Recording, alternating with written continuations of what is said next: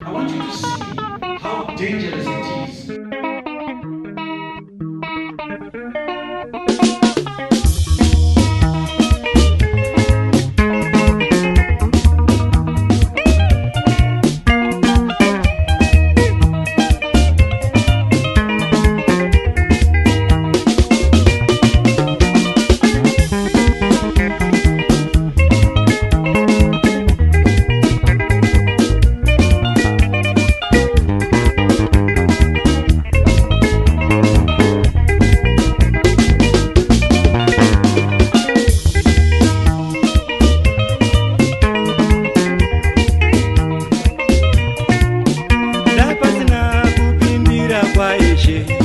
chokwadi pasi pano taiona moto marongera vanoita wepanyika vanoda kudesu vamwe tioneswe moto dai pasina kupindira kwaishe nechokwadi pasi pano taiona moto marongera vanoita wepanyika vanoda kudesu vamwe tioneswe moto dai pasina kupindira kwaishe kana dzimba dzedu dzingadai dziri dzavo mawanzira vanoita dzimba dzavo vanoda kudiso vamwe tigare mumiti dzimba gumi pamunhu weche. Welcome to this edition of The Situation Right Now, the hottest prime time current affairs programs in the country. Now, on this edition of The Situation Right Now, we discuss Greater Harare, its problems, its development. We have seen demolitions happen over the past few weeks. We have seen residents complaining about the failure of local authorities to deliver service delivery, even after collecting rates and tariffs. We have also seen the potholed roads in this town, in this Greater Harare, and the interventions that government is putting to ensure that the roads are smooth and traffic flows smoothly. Now, to help us understand some of these issues and answer your questions, the so what to the problems of Harare is the Provincial Development Coordinator, and who has been promoted to the level of the Permanent Secretary, PDC Muguti. Now, congratulations on your promotion and welcome to the show. Thank you, Blessing. Seems like you want to demote me again. Thank you. And compliments of the season. Same to you. Sure. Now, PDC, or Permanent Secretary, we want to be able to understand the issues that are happening in Greater Harare, but for us to get into the groove of things, you produced a report end of this year. Maybe just take us through that report and what it's meant to achieve. Well, thank you very much, Blessing. I think for us what is very critical, people did not understand when government announced the appointment of provincial development coordinators. In the past we had provincial administrators, and their task was really mandated for administrative functions. And when the Public Service Commission, in concurrence with His Excellency, appointed me as Provincial Development Coordinator, you know the backlash which came from people, with many people saying this is not constitutional. A number of other factors came in. But what they forgot to understand was that I was employed under the Ministry of Local Government and Public Works at the time, which constitutionally has got the mandate to run local authorities. So it was just the ministry's way of devolution, of devolving into a provincial structure. However, furthermore, after 15 months, once again, His Public Service Commission and His Excellency, the President of the Republic of Zimbabwe, Comrade Dr. Emerson Mnangagwa, then saw it fit that we firstly become permanent secretaries. I think the press statement was very clear. And at the same time, as now the Secretary for Provincial Affairs and Devolution, we are now under the Office of the President and Cabinet, meaning that we have oversight across now all government, all tiers of government, essentially, within the country, and in this case, the province. Apart from that, the Minister of State for Provincial Affairs and Devolution continues his role as the head of the province. So I report to the Minister of State for Provincial Affairs and Devolution. Now, when we look at the aspect of local authorities, there has been for the last 22 years an information vacuum.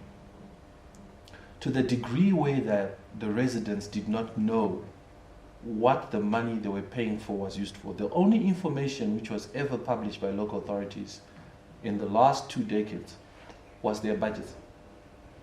No one saw any other information because the law says they are mandated, they are required by law to publish audited accounts. When was the last time you saw any form of financial statements in the Herald or any other paper thereof?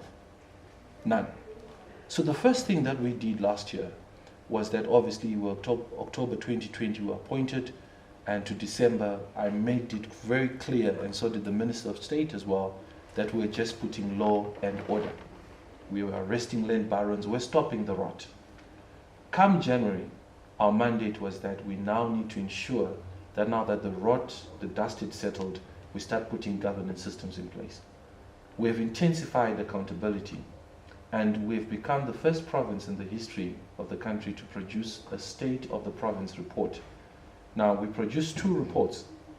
What we produced and which we made available to the public was a comprehensive report which states the affairs of the province from January to August. And that includes the 4 local authorities, Chitungwiza, Harare, Rua, and Epwe. Within that report, being the first run, we clearly wanted to know the state of affairs as of their financials. So we actually extracted their management accounts.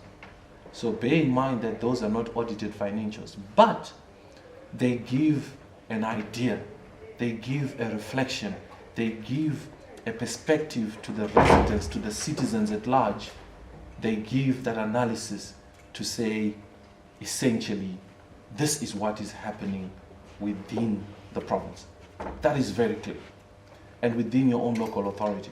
But what was also important was for the resident to start knowing other dynamics. So for example, revenue collection coefficients ratio in terms of what percentage are we collecting revenue in our local authorities.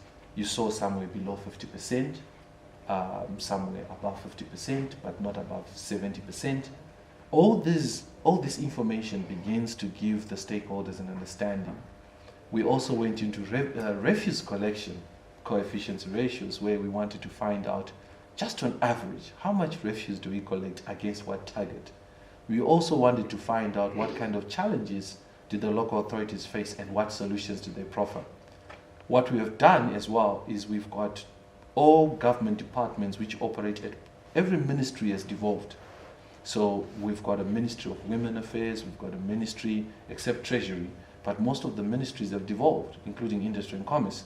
So we are responsible as the secretaries for Provincial Affairs and Devolution for the implementation of the ministerial policies and programs at provincial level. So we also wanted them to let the public know, what have you done as the Ministry of Environment and Tourism?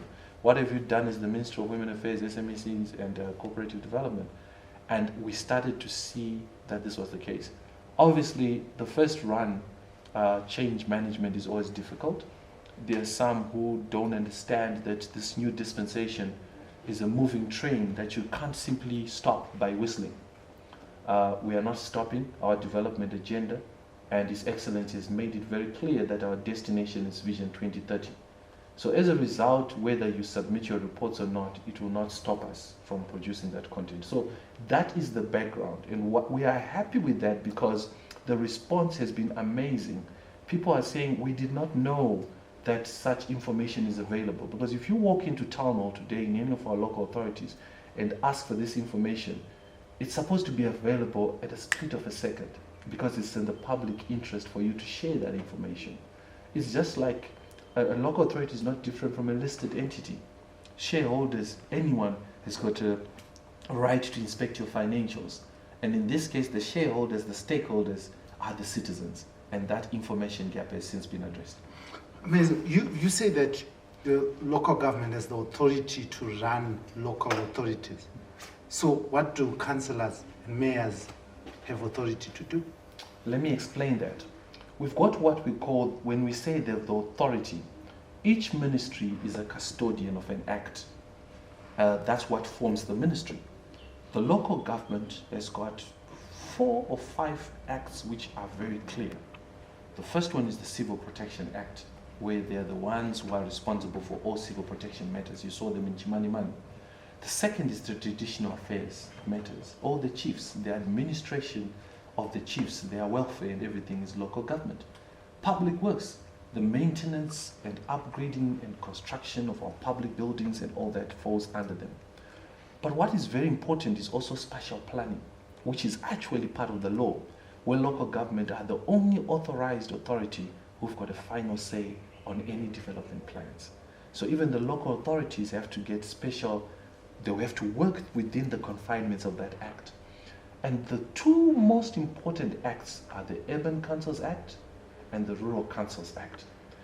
These acts actually set the parameters on how councillors and their management are supposed to function. And so when we say local government runs local authorities, we're not saying they tell them what to do, they supervise their adherence to those 2 acts. So when you hear that a councillor has been suspended, it's according to the Urban Councils Act. When you hear that the local authority has been slapped on the wrist for not doing something, it's according to those 2 acts, be it rural or urban. Then lastly, there's something called the Regional Country Town and Planning Act, right? Regional Town and Country Planning Act, yes, sorry. And that act is the one which actually elevates us from being a village to a local board, to a town, to a city. That is what guides us within there. And it's within those confinements that then we then remind the local authority to say, oh, by the way, you are responsible for being able to ensure you have your plans in place. Don't build on wetlands. Why are allowing land barons to prosper? Why are people now just trading anywhere and everywhere? Why are people building houses without inspection? There are laws for everything. Then you have also on the other part, the Ministry of Transport and Infrastructure Development, which is the custodian of the Roads Act. But once it builds roads, the act is clear that it then appoints the necessary road authority. So in this case, every single local authority is a road authority because of the Roads Act. And what it simply means is that they too can now say to them, but we gave you the roads, you are supposed to cut the grass, you are supposed to maintain and so forth. And let me make it categorically clear that the premise of that maintenance is not subject to Zinara funds. Let me make it very clear, because residents pay fees, they pay rates. So for example, the cutting of grass, blessing if you go around across the province, even grass is not being cut. This has nothing to do with Zinara. So when we talk about local government running local authorities, we are simply saying they are the custodian. When we simply say at the end of the day that the Ministry of Health is responsible for health, they are the custodians of the act. Even if you run your own healthcare facility, they still supervise you through that same act. So would I be correct then to say that the rot that we have witnessed in local authorities is solely responsible? It's solely on the doorstep of the Ministry of Local Government and yourself. For us, being put in place, I will not run away from the responsibility that it's my mandate to ensure that every act of government within the province is enforced. Every policy within government is enforced. There's no 2 ways about it. And so where we are currently, we're sitting in a space where there's so much over the last 2 decades which has not been done in terms of the Urban Councils Act, in terms of the Regional Town and Country Planning Act, in terms of the Roads Act. So when you see us enforcing, to some people it looks like it's a tough hand, but there's nothing new under the sun. But why do you enforce directly? We do not enforce directly. We give mandates. Remember what we've said again. We remind you to say, this is your mandate. The good example is Emma. Emma has got the responsibility under the Environmental Management Act. If we see that Emma is not doing his job, we'll simply say to Emma, Emma, you're supposed to do 1, 2, 3. Can this be done? A good example as well is the Minister of Transport and Infrastructure Development. I have with me a provincial roads engineer who has a team, and they have a responsibility also in terms of state roads and everything else. we simply remind them. I'll give you a good example. As you came to my office, you passed Corner Rotten or Samar Michelle. It looks like a growth point. It's been like that for 8 months. But I will tell you that these are things that under any act, we have the power to then write to the local authority to say, you need to do this. But let me also let the viewers know that there's remediation for every point of failure in any government structure. So right now, if the local authorities do not pick up the trash, there'll come a point in time where government activates the remediation. If they do not fix the roads, there'll come a point in time where government enacts the remediation. Now, for example, they were supposed to be maintaining the roads. A stitch in time saves 9. So did the wise say. It's 1 pothole tomorrow, there can be 20 in next year if you don't tackle that. And for us, when ERRP, Emergency Road Rehabilitation Program 2, was launched, it was the declaration of a status of national disaster. What that means is that the state of the roads are at a point where they can kill, they can take lives. But where were you all this time when these roads were getting to that state? Because honestly speaking, these roads have been deteriorating for like years, decades rather. That's why I said to you that the form of governance is that we've got the central government and for the lower tier of government, which is the local authority. If you come wanting a service to my office and you come directly to my office, there's a problem with that structure. Government has to work from bottom going up, not top going down. In this effect, But is it not what's happening? no, in this effect, with residents complaining about roads and everything else, we expect in a functional society, let me remind you, Blessing, that we're in the new dispensation. And I think let's give credit to government for then taking an initiative to say, this has gone for far too long. And let me explain it. I think my peers have called it dysfunctional councils. I can assure you that we had reached a point of dysfunctional councils. And where we are now, we are at that point where we need to clearly articulate the law. And when we enact the remediation as government, be it in waste, be it in healthcare, be it in roads, it shows you that there's now a section of government which is now dysfunctional. And we, being central government, have got that authority to now come in and save our people from that. Let me give you another example. Another example, you've seen that with what we've had with schools. Blessing, we've got 400 illegal schools where people built a school without EMA, without the council, and without even the Ministry of Primary and Secondary Education's permission, and operating these schools for the last 5, 6, 7 years. Now, when we come in, it means there's a section of government, be it a central or a lower government, where there's a point of dysfunctional arrangements there, and we have to come in. And what we've done right now... Is there anything functioning in this country? Like the Yes. national railways is down, public transport system is down, electricity intermittent. Why would we expect local government to be any different? I think what is very important, Blessing, one wrong doesn't do the other good. And I think what is very important is we have seen ourselves at a state right now where, as a country, when the new dispensation started, and I can't talk about the old dispensation because we're building. I think right now, if you look at it... Is that fair? I think it's quite fair in the fact that we cannot continue dwelling on what happened 20 years ago, but we have to fix today. We have to fix now. Are you admitting that 20 years ago government was the problem? Well, I can't come to a stage where I admit that government was the problem, because I get to the stage where right now the bulk of the economic espionage which was done in this country was done in the private sector. Masses, a lot of money was externalized by private sector. The government was watching. No, but what we're getting to the bottom line of a nation is not made up of government alone. It's made up of its people. And where we are as a people right now is we need to fix the country. And I'm speaking on behalf of my province. I want to restrict myself to my province.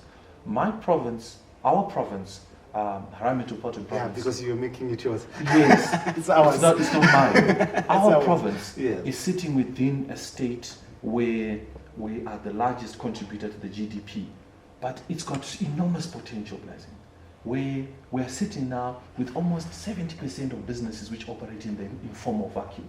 And we're simply saying that if there's an expectation for that 70% to be able to get the services, then they should not be benefiting from the 30%. You and me are paying taxes, But we have people who are running businesses for years who are evading tax, evading paying even their roads permits. You've seen now the blitz on people to say, please pay your road tax. And at the same time, even those who are trading, you want 100% profit. You don't want to pay council for where you're working. You don't want to pay water. You are connecting illegal. You go into CSO, people are connecting illegal connections into the Mbare Matapi flats, and he's running a lucrative business at zero cost. That has to go. What we're simply saying is that our metropolitan province, we are the pulse of the nation. When it starts in Harare, it spreads to other provinces. But Piers, the issues that you raise have been complained over by local authorities, by the mayors, and they have said that these things are done by people who are rent-seeking. You've been hiding behind ZANU-PF as a political party and those in the upper echelons of power. Now, how do you address that, and do you realize that that's happening? We are not voted into office as permanent secretaries. I serve the vision of His Excellency, my president, and I serve the government of today. Is mine, is yours. Yeah. Thank you for saying is yours too. Our president. Yes. I serve his interests and his vision. Just like any manager in a company serves the interest of the board and the CEO. Where we are going as a country, the president has made it categorically clear. There is no more rent-seeking behavior. There is no more name dropping. If that was still the case, we would have not managed to have an upper hand on the war against land barons. So you admit that ZANU-PF... I'm not admit, it's not even ZANU-PF alone. Or the name dropping... For me, a criminal is a criminal. Today, if you commit a crime, Heart and Soul TV will stand here. You will stand with your crime.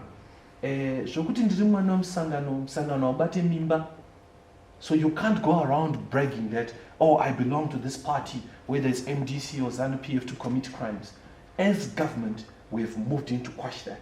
As it is right now, there's a battle between those syndicates and local authorities. And we are on the side of local authorities to say, if you are not council, get out of the markets, stop collecting money. We've made arrests. Just last year in 2020 and in 2021, we made well over 300 arrests.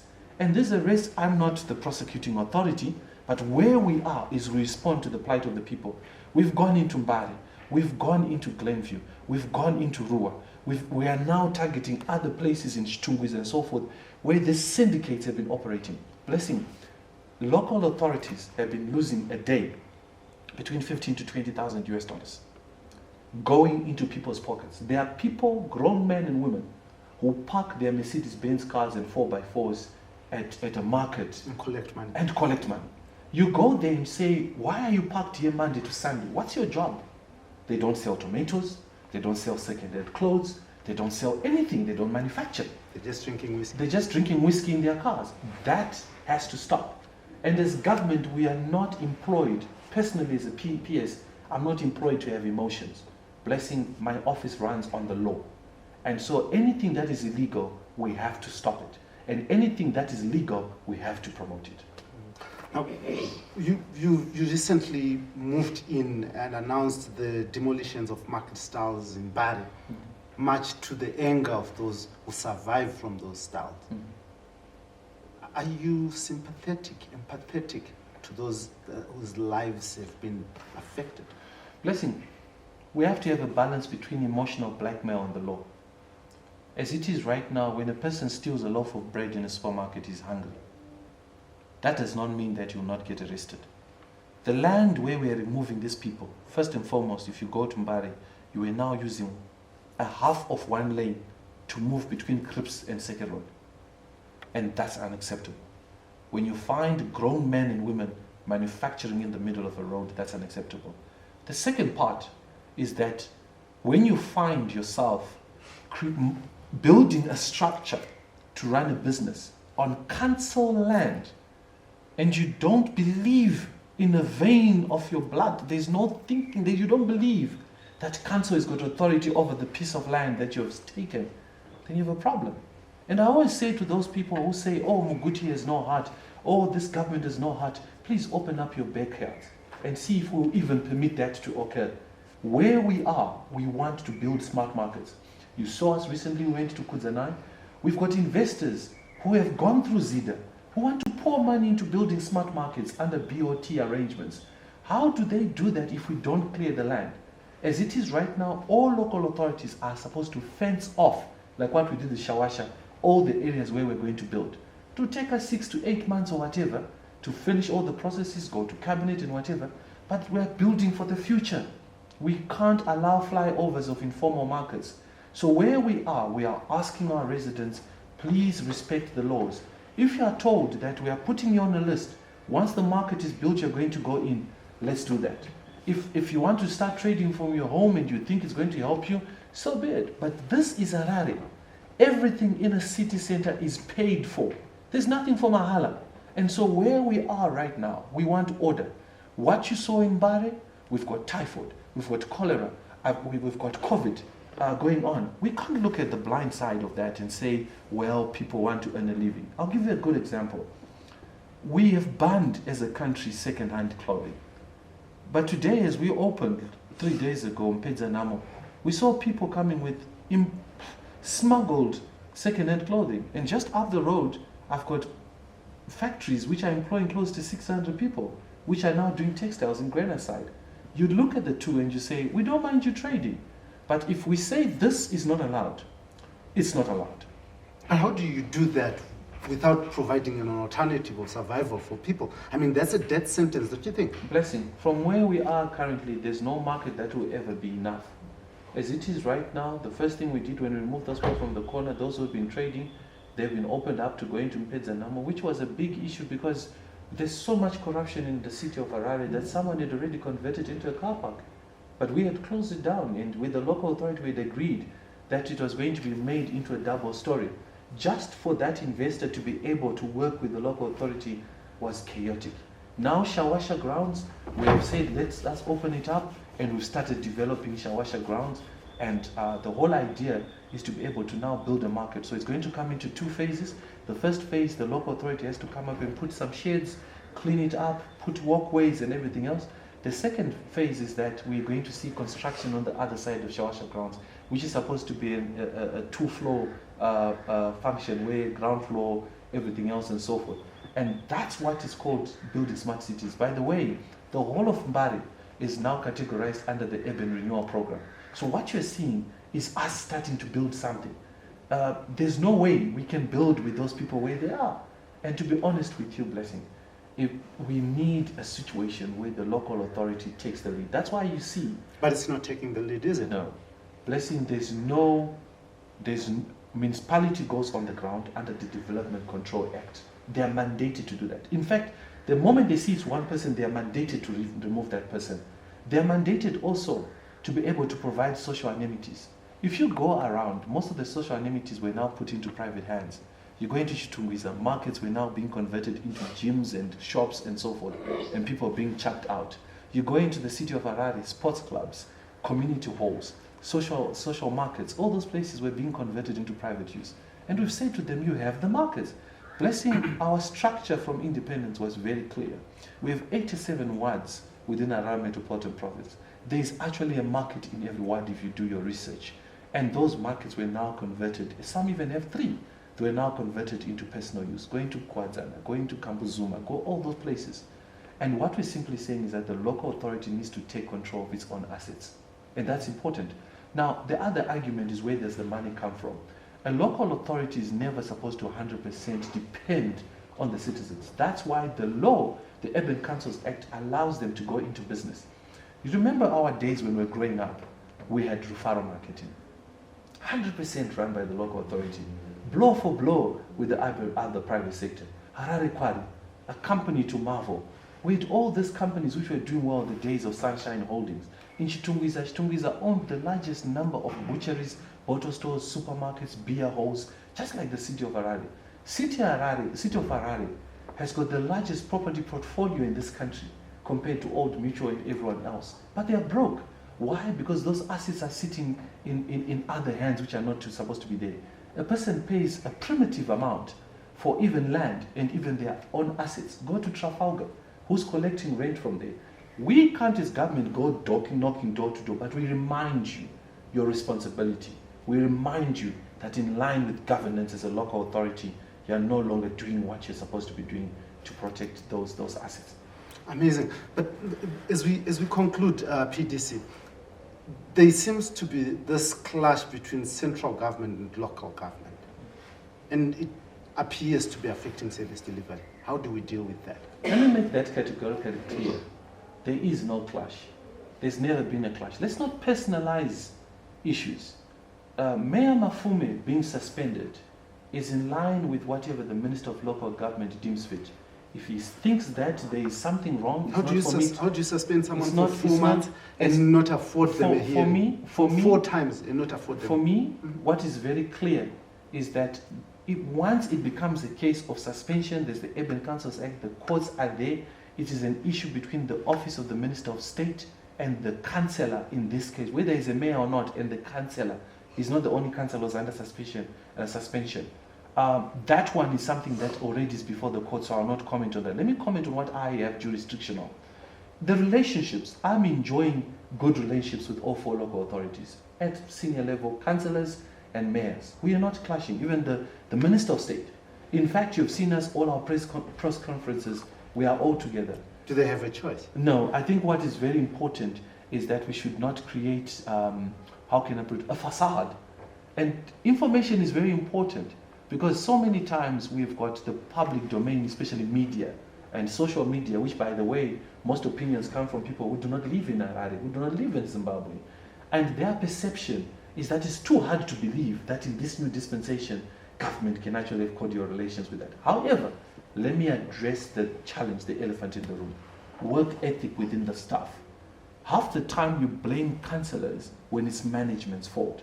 Simple things about picking refuse, simple things about fixing the roads, you'd find this department fighting this department. A clear example is the city of Harare. When water department goes in to fix a pipe, you've seen that a hole can go for many years, many months, not being filled up. When you ask the roads, say we're waiting for water. When you ask water, they say we're waiting for something.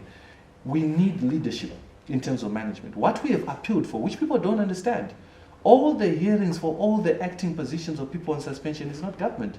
The law says the town clerk or the acting town clerk is authority to then appoint a commission or a hearing a committee. In this case, a legal practitioner or HR practitioners. They simply write a letter, they have those hearings. After those hearings have been done, that's when local government board is then told of their decision. And the local government board then sees, okay, you took Blessing Klanga to come and be the chair of this hearing. Did he have the qualifications to adjudicate over such a matter?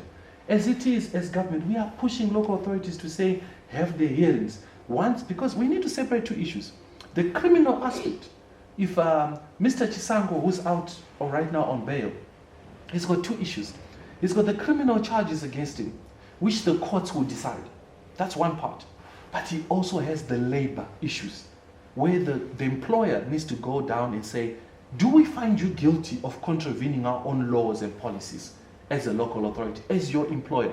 So you might find that you are found guilty on labor issues, and you are dismissed according to whatever the law says. But you're innocent. But you're innocent in the courts.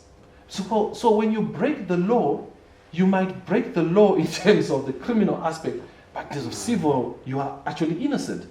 And then we might find that you did not break the labor law, but you actually then contravened the criminal side, and you go to prison for that. So all these aspects have to be separated. That's why right now there's a leadership vacuum within all local authorities. The only local authority which has been performing beyond my expectation has been RUA, and I've said it over and above. You've seen them getting awards from the private sector, not from us, in terms of governance. You've seen them publish their accounts. If you go into RUA, they made a decision from the onset that, PS, we do not have the capacity to fix roads. We've been challenging. But thank you for government to come through. Our budget, please, we are going to outsource. When we agreed with that, going to Sansui, you've seen them, they fixed it. Right now, RUA is building, companies in RUA, they are building the largest milk plant outside South Africa. In Africa, it's going to be the 2nd largest. 10 million liters of milk are going to be processed in RUA. Already RUA right now employs close to 5,000 people, alone as RUA. And what have they done? They've simply ring-fenced their golden goose, which is the industrial park. RUA does not have any more land to expand. We are scratching our heads now as government to say, with the way that they're performing, we have more companies applying for investment in Rua than any other local authority. Then you get to places like Epworth, where Epworth is now going to go into a town status. But when you look at the roads, Epworth is more comfortable providing their residents with gravel roads. But we've never stopped them from budgeting on tarred. Even right now, when you look at the ERRP, their scope of works, we had to say, no, you need to start to develop as an urban local authority, not as if you're somewhere in the middle of the bush. And so we constantly grind. If you look at city of Chitungwiza municipality, it's got over 40,000 illegal settlements. And all this happened, but we have to come to a point where we say, which ones are on wetlands? Which ones are sitting in the wrong places? Which ones can be regularized? Those who can't be regularized, can they fit into the National Housing Social Amenities agenda? What can we do? But I can tell you that for the first time, I've witnessed the whole of government starting to come together. And even those who are struggling, they're starting to push ahead and see how we can work together. And I think that is great. But look, we're looking forward to building an upper middle income society. What it means, there are going to be two Ps, a product or a payslip. It's either you're producing something or you're working somewhere. And in the interim, you find that people right now are working with a P which is called probability. That if I just go to Mbari, maybe collect money and this, I can be a millionaire. We are removing all that in the Harare Metropolitan Province. And I can promise you that the Minister of State has made it clear on several occasions that Harare needs to retain this whole status that the whole world used to admire. And you'll see you think removing these stalls and starting to fix roads. No, we are going deeper. As government, we are going to activate as many remediation acts as we can to be able to save our people. And that's the bottom line. Thank you. Amazing, but I'll just ask you to look into the camera and talk to the people of Zimbabwe, talk to the people of Harare rather, who are looking up to local authorities, who are looking up to you to make sure that they have water, they have refuse collection, they have a better working systems that resemble an able and local authority. What is it that you're promising them? What is it that they should demand from you, PS? First and foremost, my office is a public office. You can access it through any of our desks. We've set up, we've got under the 2013, we have an act which makes Harare Metropolitan Province have 8 districts. What we've done for you, the residents of Harare Metropolitan Province, is we've set up 8 district monitoring desks, which are resident within my office. We are meant to know all your challenges. We are meant to know that. So no matter where you come from, if you have a problem, please put it in writing and come visit our district monitoring desks. It is our responsibility to then ensure that the local authority actually delivers on their mandate. Number 2, I'm asking you to be custodians of your environment. You are the Zimbabweans who are supposed to be taking care. You are the citizens who are supposed to be taking care of their own environment. So as it is, you have every right to question everything that local authorities do. If you see a piece of land being developed and you have not been consulted within your area, you have a right to complain and you have a right to be heard. If you feel that people are going into wetlands, you have a right to speak out. If refuse is not being collected, you have a right to do that. But what is most important, you need to ask. You have a right to ask even for the use of finances. Know your rights. I think that's what's very important so that we can be able to assist you. So many of you, people of Harare Metropolitan Province, have been turning the wrong way, saying it doesn't affect me, and you've been quiet for too long. Let's work together so that when there's a problem, as government, we deliver the service through the local authorities and ensure that it's done. Report corruption. Anywhere where you see there's corruption, don't be complicit in corruption and actually benefit from corruption. I think it is important that we build an upper middle income society together.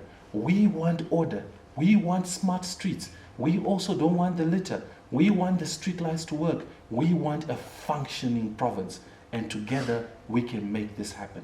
Thank you very much for this time, Blessing. Thank you very much, Pensek, for joining us on the situation right now and laying bare your plans for the Greater Harare Province and what you're doing and the vision that you are looking to ensure that our Greater Harare Province and also in the outlay, the nation, gets better and gets to the vision that we are all, as Zimbabweans, looking forward to. Thank you very much. Thank you. And thank you, viewers, for joining us. I was with the Permanent Secretary for Harare Province, Tafadzwa Mguti, comrade.